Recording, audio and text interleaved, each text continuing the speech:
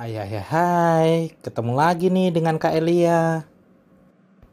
Hari ini kakak ingin mengajak adik-adik semua untuk merenungkan firman Tuhan. Ayo kita mulai.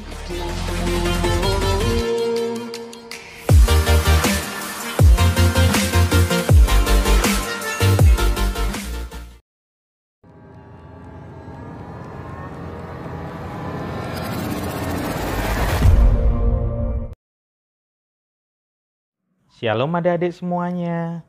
Kita bertemu kembali dalam Gerakan Cinta Alkitab hari ini. Adik-adik semua, firman Tuhan hari ini diambil dari Lukas pasal 14 ayat yang ke-11.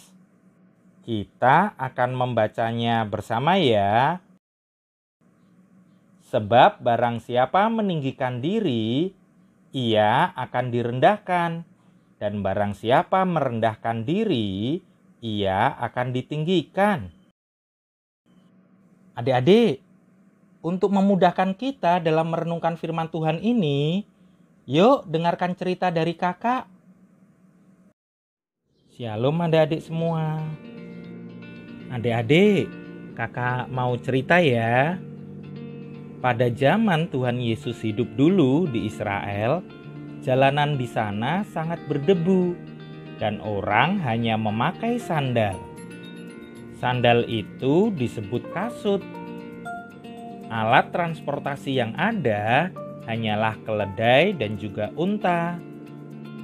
Tetapi Yesus dan juga murid-muridnya dan banyak orang pada waktu itu seringkali berjalan kaki untuk menuju ke tempat yang mereka tuju.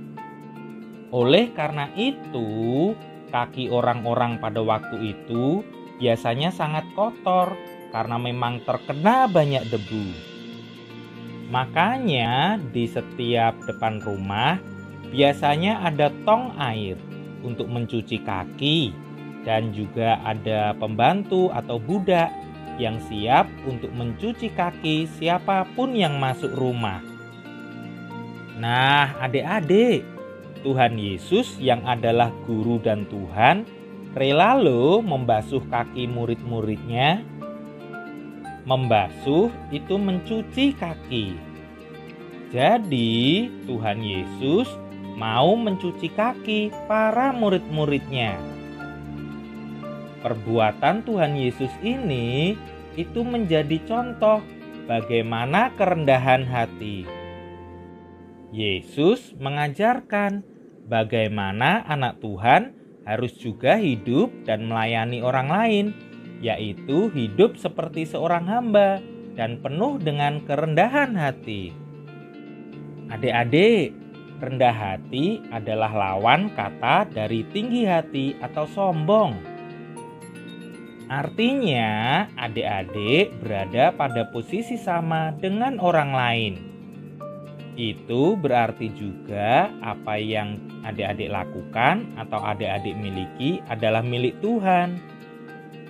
Adik-adik tidak merasa lebih hebat dari orang lain atau merendahkan orang lain. Itulah kerendahan hati yang dapat kita teladani dari Tuhan Yesus. Adik-adik semua, seperti halnya Tuhan Yesus yang rendah hati, ayo kita belajar rendah hati juga. Jangan pernah merasa diri lebih pintar, lebih baik, lebih mahir, atau lebih hebat daripada orang lain. Adik-adik, belajarlah untuk dapat menghargai orang lain dengan tulus hati. Inilah sifat yang harus adik-adik miliki sebagai anak-anak Tuhan. Sebab Tuhan Yesus sendiri telah memberikan teladan hidup seperti itu. Firman Tuhan juga berkata di dalam Filipi pasal 2 ayat 6-9 seperti ini. Yang walaupun dalam rupa Allah tidak menganggap kesetaraan dengan Allah itu sebagai milik yang harus dipertahankan, melainkan telah mengosongkan dirinya sendiri dan mengambil rupa seorang hamba dan menjadi sama dengan manusia. Dan dalam keadaan sebagai manusia, ia telah merendahkan dirinya dan taat sampai mati, bahkan sampai mati di kayu salib.